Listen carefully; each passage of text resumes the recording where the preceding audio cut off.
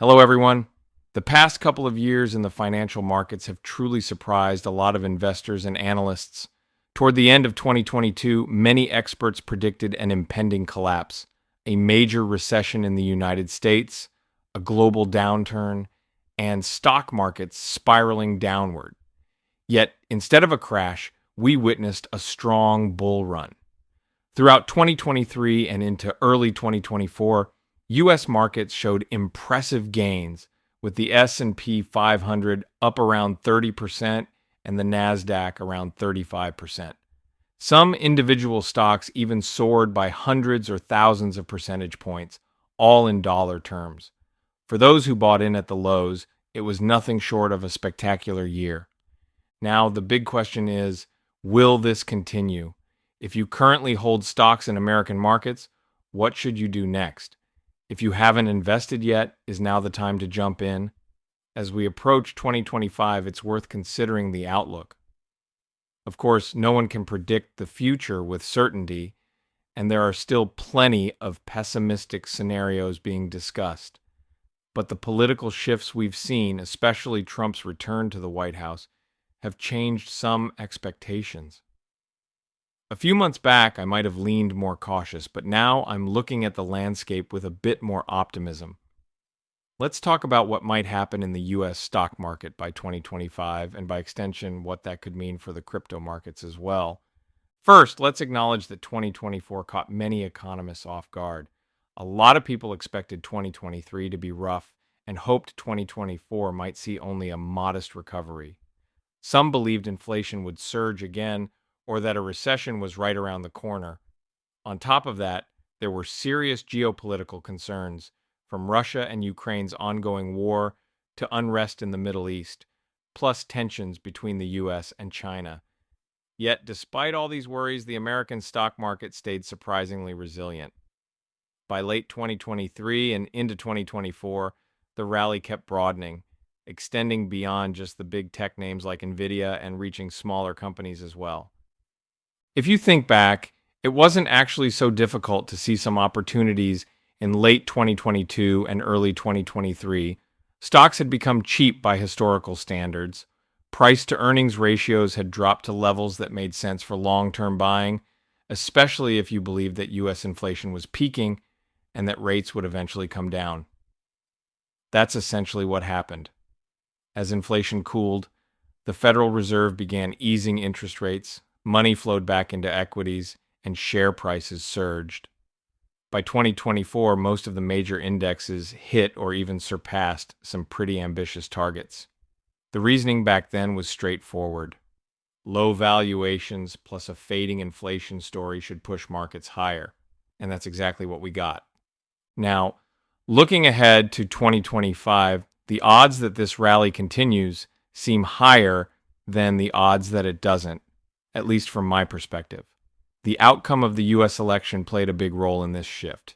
Trump's leadership style typically involves cutting regulations, lowering taxes, and encouraging corporate growth.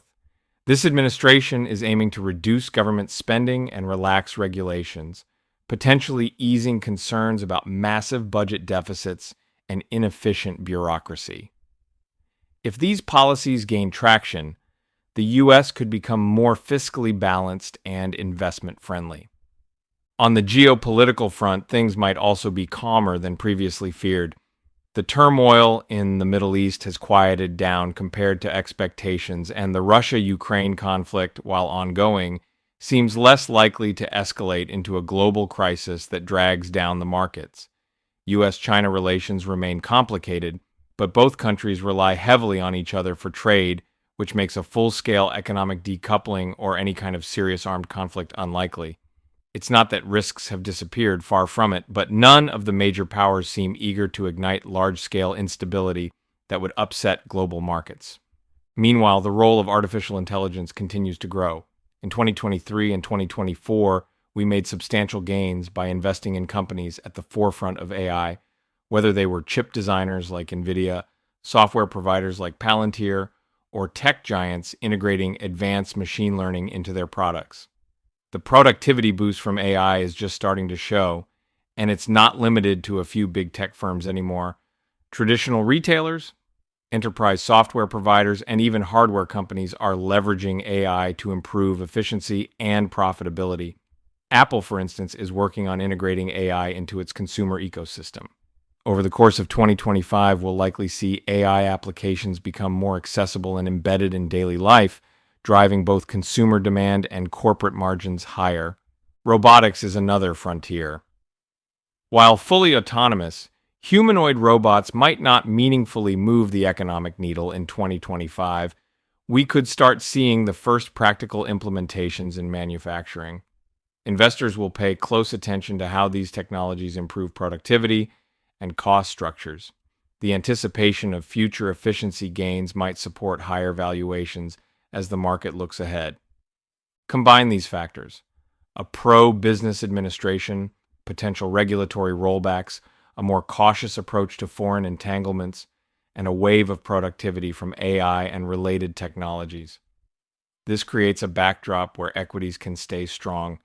Yes, there are risks. Maybe Japan or China runs into serious economic trouble that spills over into the US.